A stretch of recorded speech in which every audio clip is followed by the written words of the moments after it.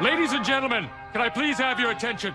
I've just been handed an urgent and horrifying news story. And I need all of you to stop what you're doing and listen.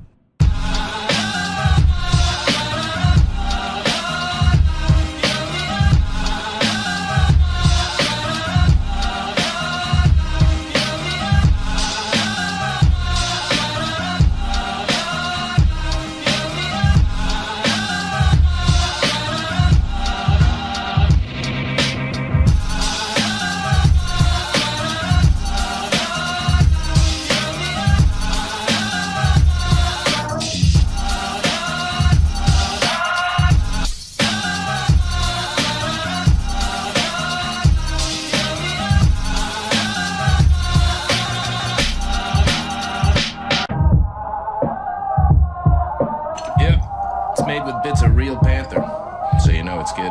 It's quite pungent. Oh, yeah. It stings the nostrils. In a good way. Yeah.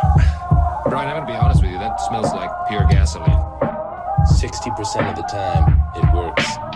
Every time. That doesn't make sense.